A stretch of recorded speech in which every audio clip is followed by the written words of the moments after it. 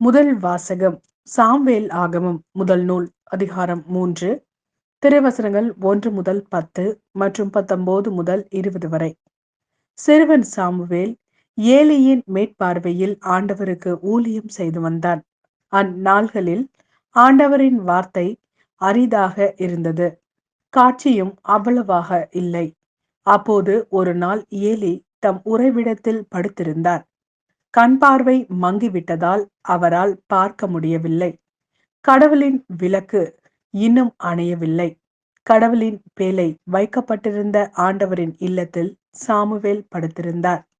அப்போது ஆண்டவர் சாமுவேல் என்று அழைத்தார். அதற்கு அவன் இதோ அடியேன் என்று சொல்லி ஏலியிடம் ஓடி இதோ அடியேன், என்னை அழைத்தீர்களா என்று கேட்டான். அதற்கு அவர் நான் அழைக்கவில்லை, திரும்பி சென்று படுத்துக்கொள் என்றார். அவனும் சென்று படுத்துக்கொண்டான்.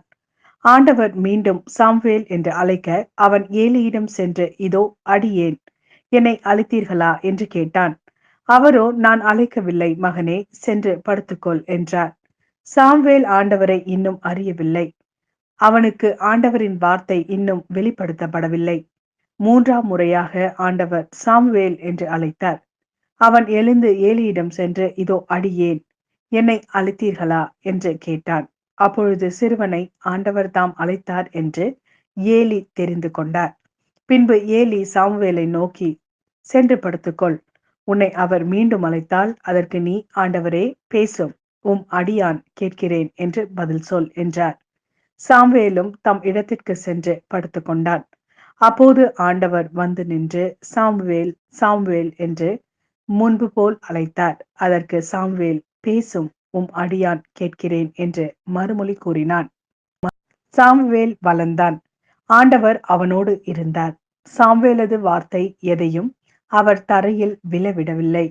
சாமுவேல் ஆண்டவரின் இறைவாக்கினராக நியமிக்கப்பட்டு விட்டார் என்று தான் முதல் பேர்செபா வரையிலும் அனைத்து இஸ்ரேலரும் அறிந்து கொண்டனர்.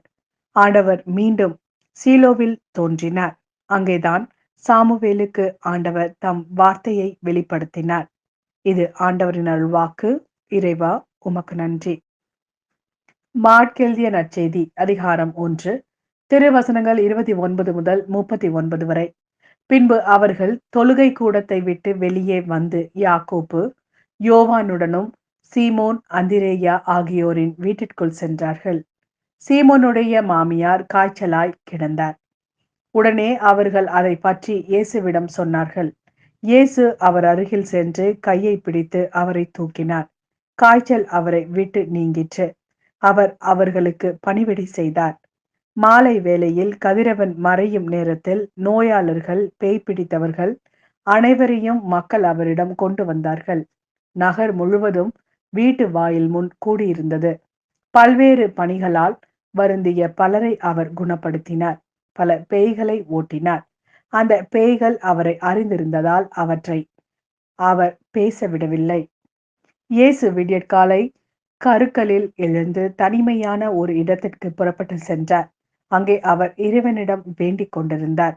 சீமோனும் அவருடன் இருந்தவர்களும் அவரை தேடி சென்றார்கள். அவரை கண்டதும் எல்லாரும் உம்மை தேடிக் கொண்டிருக்கிறார்கள் என்றார்கள்.